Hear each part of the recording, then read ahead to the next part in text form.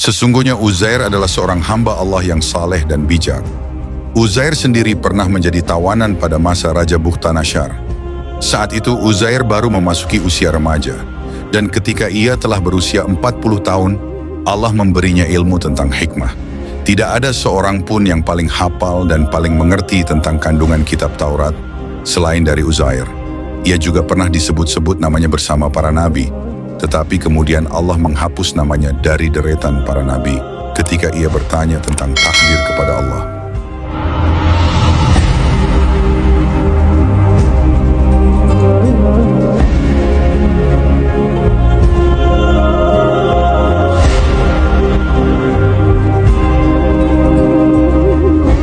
Assalamualaikum warahmatullahi wabarakatuh. Sahabat muslim yang beriman, kali ini kita akan mengisahkan tentang seorang pemuda yang sangat soleh yang diwafatkan Allah Subhanahu wa Ta'ala lalu dihidupkan kembali setelah 100 tahun kematiannya.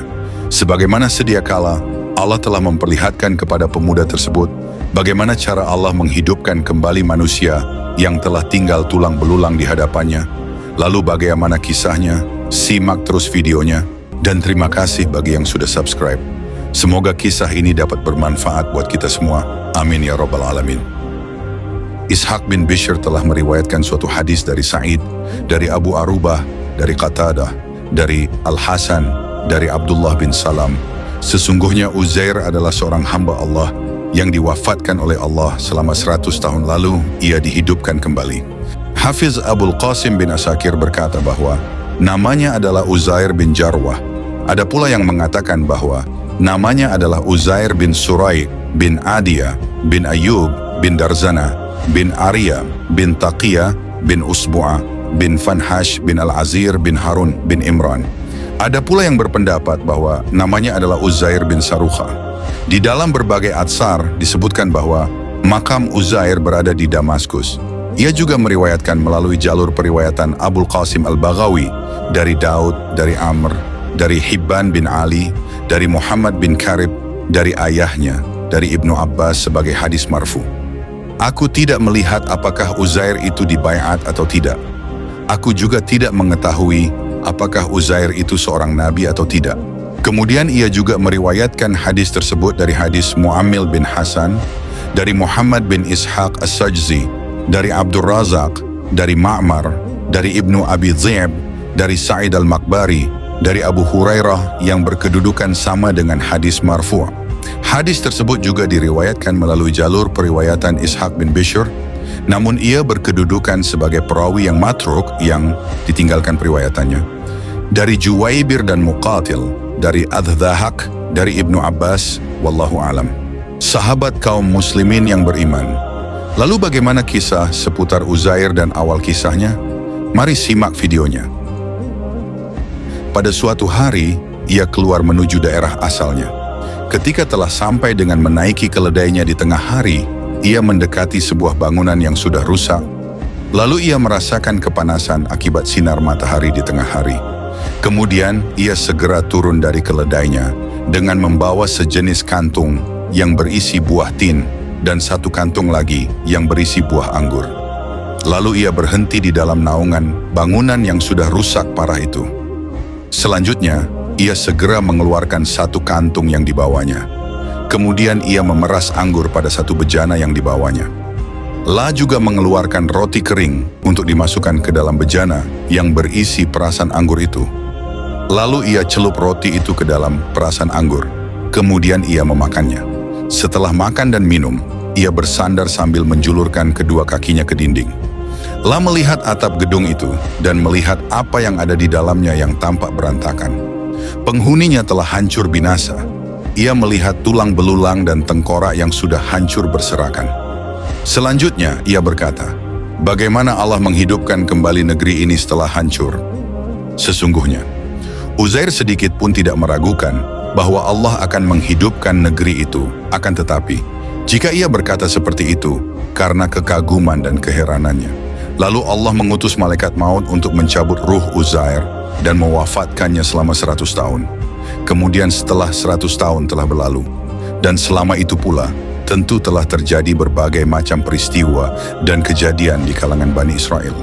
Lalu kemudian Allah mengutus seorang malaikat kepada Uzair yang sedang terlelap dalam tidur panjangnya selama 100 tahun.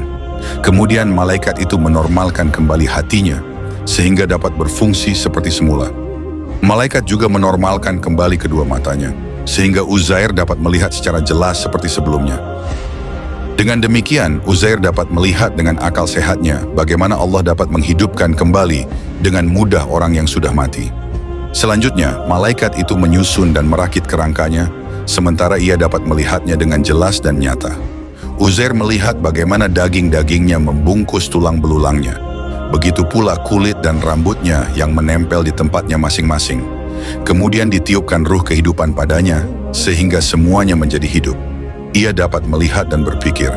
Kemudian ia bisa duduk, sehingga malaikat berkata kepadanya, "Berapa lama engkau menetap di sini?" Uzair menjawab, "Sehari atau setengah hari." La mengatakan itu karena ia mengira mulai tertidur di tempat itu pada tengah hari menjelang zuhur, dan ia dibangunkan pada waktu sore ketika matahari hampir tenggelam. Oleh sebab itu, ia menjawab setengah hari, tidak sampai sehari. Kemudian malaikat berkata, "Engkau tertidur di sini selama 100 tahun. Coba engkau lihat makanan dan minumanmu, yaitu roti kering dan minumannya berupa perasan anggur yang telah diperasnya di dalam bejana menjelang tidurnya. Tiba-tiba saja makanan dan minumannya tidak berubah." Inilah maksud dari firman Allah, "Lam yatasannah," yang berarti tidak berubah. Begitu juga buah tin dan anggurnya yang tidak berubah sedikit pun dari keadaannya semula, seolah-olah Uzair mengingkari di dalam hatinya. Selanjutnya, malaikat berkata kepadanya, "Apakah engkau tidak mempercayai apa yang aku katakan kepadamu? Lihatlah keledaimu itu." Lalu Uzair melihat keledainya yang telah hancur dengan tulang-tulangnya yang berserakan. Kemudian malaikat memanggil tulang belulang keledai yang telah hancur berserakan itu. Lalu tulang belulang itu merespon panggilannya, hingga semua bagian tulangnya mendekat dari berbagai sisi. Selanjutnya, malaikat menyusun kembali kerangka tulang belulang keledai itu dengan melekatkan daging, kulit, dan rambutnya. Kemudian malaikat meniupkan ruh padanya sehingga keledai itu hidup kembali dan bangkit, seraya mendongakkan kepalanya ke langit karena menyangka kiamat telah terjadi. Sebagaimana dijelaskan di dalam firman Allah, "Dan lihatlah pula kepada keledai kamu yang telah menjadi tulang belulang. Kami akan menjadikan kamu tanda kekuasaan kami bagi manusia, dan lihatlah kepada tulang belulang keledai itu. Kemudian kami menyusunnya kembali. Kemudian kami membalutnya dengan daging." Maksudnya adalah, lihatlah pada tulang belulang keledaimu itu, bagaimana ia tersusun kembali anggota-anggota tubuhnya satu persatu, sehingga membentuk kerangka yang dibalut dengan daging, otot-otot, kulit, dan rambutnya.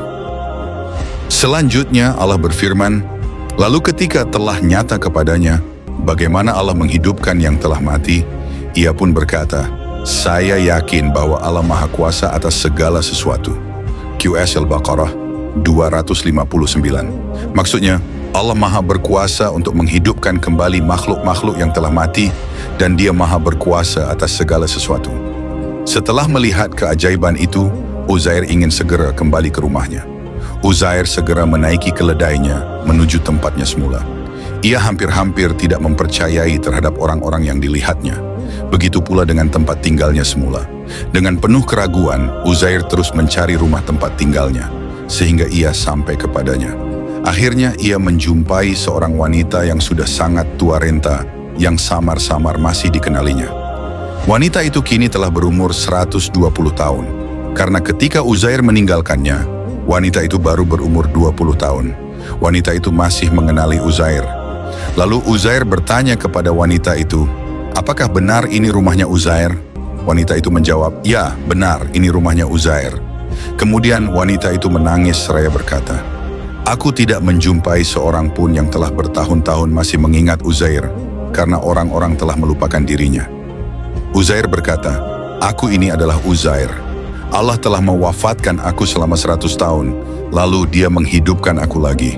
Wanita tua itu berkata, "Maha suci Allah, sesungguhnya Uzair telah menghilang dari sisiku sejak 100 tahun yang lalu, sementara aku tidak mendengar ceritanya lagi." Uzair kembali berkata, "Aku ini adalah Uzair." Wanita tua itu masih meragukan pengakuan Uzair. Oleh sebab itu, ia ingin membuktikan kebenaran ucapannya seraya berkata, sesungguhnya Uzair itu doanya sangat mujarab. Ia bisa mendoakan kesembuhan bagi orang-orang yang sakit dan tertimpa kesulitan. Oleh sebab itu, jika benar engkau adalah Uzair, maka berdoalah kepada Allah, agar Allah berkenan mengembalikan penglihatan mataku yang buta ini, sehingga aku bisa melihat dirimu. Jika benar engkau adalah Uzair, tentu aku dapat mengenali dirimu. Kemudian Uzair berdoa kepada Allah. Lalu ia mengusap kedua mata wanita tua itu dan kedua kakinya dengan tangannya seraya berkata, bangkitlah atas izin Allah. Seketika itu juga Allah memberikan kemampuan pada kedua kaki wanita tua itu untuk bisa bangkit dan sehat kembali, seakan ia baru saja terlepas dari belenggu yang mengikat kedua kakinya. Ketika wanita itu dapat melihat kembali, ia berkata, aku bersaksi bahwa engkau benar-benar Uzair. Selanjutnya, wanita tua itu pergi ke kerumunan Bani Israel yang saat itu sedang berkumpul di suatu tempat. Putra Uzair telah berusia 118 tahun. Ia sudah sangat tua dan sedang berkumpul dengan anak cucunya dalam suatu pertemuan. Lalu, wanita tua itu memanggil mereka. Ini Uzair yang datang kembali kepada kalian. Namun mereka tidak mempercayainya. Lalu wanita tua itu berkata lagi untuk meyakinkan mereka, aku adalah putri budak kalian dahulu. Uzair telah mendoakan diriku, sehingga aku bisa melihat kembali. Uzair mengaku bahwa Allah telah mewafatkannya selama 100 tahun, lalu Allah menghidupkannya kembali. Akhirnya mereka segera bangkit berdiri untuk menemui Uzair. Mereka mendekat dan melihat-lihat Uzair dengan seksama. Kemudian putra Uzair berkata, sesungguhnya ayahku memiliki tanda hitam di antara kedua pundaknya. Lalu ia membukanya untuk membuktikannya dan ternyata benar, ia adalah Uzair, ayahnya. Selanjutnya, masyarakat Bani Israel berkata, sesungguhnya tidak ada seorang pun di antara kami yang hafal kitab Taurat selain Uzair. Taurat telah dibakar oleh Bukhtanashar hingga tidak ada yang tersisa darinya kecuali yang dihafal oleh orang-orang tertentu. Oleh sebab itu, tuliskanlah kitab Taurat itu untuk kami. Ayah Uzair adalah seorang ahli Taurat. Ia memendam kitab Taurat pada masa Bukhtanashar di suatu tempat. Tidak ada yang tahu di mana tempat itu selain Uzair. Akhirnya Uzair pergi bersama mereka ke suatu tempat yang dulu ayah Uzair memendamnya. Selanjutnya Uzair menggali tempat itu dan mengeluarkan kitab Taurat darinya. Kitab itu tampak sudah rusak sehingga Uzair perlu meneliti dan mempelajarinya lagi. Setelah mendapatkan kitab tersebut, Uzair duduk di bawah sebatang pohon, sementara masyarakat Bani Israel duduk mengelilinginya. Uzair segera menyalin dan memperbarui kitab Taurat itu untuk mereka. Tiba-tiba ada dua cahaya yang turun dari langit, lalu masuk ke tengah-tengah Uzair. Ia menjadi teringat kembali semua kandungan kitab Taurat. Kemudian, ia menyalin dan memperbaharuinya untuk Bani Israel. Dari peristiwa itulah kaum Bani Israel kemudian menyebut Uzair putra Allah. Hal itu dikarenakan adanya peristiwa dua cahaya itu. Juga pembaharuan kitab Taurat yang dilakukannya dan kiprahnya yang berkaitan dengan permasalahan Bani Israel. Peristiwa pembaharuan kitab Taurat yang dilakukan oleh Uzair itu terjadi di wilayah sekitar Dar Husqail. Adapun daerah tempat wafatnya Uzair dikenal dengan nama Sairabads. Ibnu Abbas berkata, hal itu sebagaimana dimaksudkan dalam firman Allah, kami akan menjadikan kamu tanda kekuasaan kami bagi manusia. Maksudnya adalah menjadi tanda kekuasaan Allah bagi Bani Israel. Di antaranya Uzair duduk bersama anak-anaknya yang sudah menjadi kakek sementara Uzair sendiri masih muda, yaitu berusia 40 tahun. Karena Uzair diwafatkan ketika berusia 40 tahun. Kemudian Allah menghidupkan dan membangkitkannya lagi dalam kondisi semula menjelang diwafatkannya, yaitu berusia 40 tahun. Sahabat kaum muslimin yang dirahmatullah Allah subhanahu wa ta'ala, dan bagaimana pula tentang kenabian Uzair, apakah ia seorang nabi atau tidak? Mari simak penjelasannya sebagai berikut. Menurut pendapat yang masyhur, sesungguhnya Uzair adalah seorang nabi Allah di antara para nabi Bani Israel, karena ia hidup pada masa antara Nabi Daud dan Nabi Sulaiman, atau antara Nabi Zakaria dan Nabi Yahya. Ketika tidak ada seorang pun di kalangan Bani Israel yang masih hafal kitab Taurat, maka Allah memberikan ilham kepada Uzair untuk dapat menghafalkannya dan menyebarkannya kepada Bani Israel, sebagaimana yang dikatakan oleh Wahab bin Munabbih. Allah memerintahkan malaikat untuk turun dalam bentuk cahaya, lalu melemparkan Taurat ke dalam dirinya Uzair. Kemudian Uzair menyalinnya huruf demi huruf, hingga tuntas semuanya dalam bentuk naskah kitab Taurat. Ibnu Asakir meriwayatkan suatu hadis dari Ibnu Abbas, bahwa ia pernah bertanya kepada Abdullah bin Salam tentang firman Allah. Orang-orang Yahudi berkata, Uzair itu putra Allah. Ibnu Abbas bertanya, mengapa mereka mengatakan begitu? Abdullah bin Salam menjawab dengan menyebutkan bahwa Uzair adalah satu-satunya orang Bani Israel yang hafal kitab Taurat. Kaum Bani Israel pernah berkata, Musa tidak sanggup mendatangkan kitab Taurat kepada kami, kecuali yang ada tercatat dalam kitab itu, sedangkan Uzair mampu mendatangkannya tanpa adanya kitab Taurat yang tertulis, sehingga sekelompok kaum dari Bani Israel melontarkan ucapan bahwa Uzair adalah putra Allah. Oleh sebab itu, banyak ulama yang mengatakan bahwa keabsahan Taurat itu terputus pada masa Uzair. Pendapat ini sangat relevan jika Uzair bukan seorang nabi, seperti pendapat yang dikemukakan oleh Atha bin Abi Rabah, Hasan al-Bashri, dan kabar yang diriwayatkan oleh Ishaq bin Bishr, dari Muqatil bin Sulaiman, dari Atha al-Khurasani, dari ayahnya, dari Muqatil, dari Atha bin Rabah. Ia berkata, pada masa kekosongan itu telah terjadi 9 peristiwa, yaitu Bukhtanashar, Jinnah Shan'a, Jinnah Saba, Ashabul Ukhdud, Amr Hashur, Ashabul Kahfi, Madinah Anthaqiyah, dan Amr Tubbah. Ishaq bin Bishr berkata, Sa'id memberitahu kami dari Qatadah, dari Al-Hasan, ia berkata, Uzair dan Bukhtanashar hidup dalam satu masa yang sama. Di dalam salah satu hadis sahih terdapat keterangan bahwa Rasulullah Shallallahu Alaihi Wasallam telah bersabda, sesungguhnya orang yang paling mulia dibandingkan dengan putra Maryam adalah aku. Sesungguhnya masa antara aku dan ia tidak ada seorang nabi pun yang diutus. Wahab bin Munabbih berkata, Uzair hidup pada masa antara Nabi Sulaiman dan Nabi Isa. Ibnu Asakir meriwayatkan dari Anas bin Malik, Atha bin As-Sa'ib, bahwa Uzair hidup pada masa Nabi Musa bin Imran. Ia meminta izin kepada Nabi Musa, tetapi Nabi Musa tidak mengizinkannya, karena apa yang dipertanyakan oleh dirinya berkaitan dengan masalah takdir. Lalu Uzair kembali seraya berkata, 100 tahun kematian lebih ringan bagiku daripada dihina sesaat. Lalu Abdur Razak dan Qutaibah bin Sa'id meriwayatkan dari Ja'far bin Sulaiman, dari Abu Imran al-Jauni, dari Nauf al-Bukali, ia berkata, Uzair pernah bermunajat kepada Tuhannya dengan mengatakan, wahai Tuhanku, engkaulah yang menciptakan makhluk. Oleh sebab itu, engkau menyesatkan siapa saja yang engkau kehendaki dan memberikan petunjuk kepada siapa saja yang engkau kehendaki. Lalu dikatakan kepadanya, hindari ucapan seperti itu. Akan tetapi, ia mengulangi perkataan itu dan mendapatkan jawaban yang sama. Hindari ucapan seperti itu, atau aku akan hapus namamu dari deretan nama para nabi. Aku tidak dimintai pertanggungjawaban atas apa yang aku perbuat, tetapi mereka yang dimintai pertanggungjawaban kelak. Ancaman itu pun benar-benar terwujud ketika Uzair mengulangi pertanyaannya kembali, sehingga namanya dihapus dari deretan nama para nabi. Semua ulama ahli hadis selain Tirmidzi telah meriwayatkan suatu hadis yang berasal dari Yunus bin Yazid, dari Sa'id dan Abu Salamah, dari Abu Hurairah. Demikian pula, Syu'aib juga meriwayatkan hadis yang serupa dari Abu Az-Zanad, dari Al-A'raj, dari Abu Hurairah. Ia berkata, Rasulullah Shallallahu Alaihi Wasallam bersabda, seorang nabi di antara para nabi sedang berteduh di bawah pohon, lalu ia digigit semut. Kemudian ia memerintahkan pelayannya untuk mengambil dan menjauhkan perbekalannya dari bawah pohon itu. Setelah itu ia memerintahkan untuk membakar semut yang ada di bawah pohon itu. Kemudian Allah menurunkan wahyu kepadanya.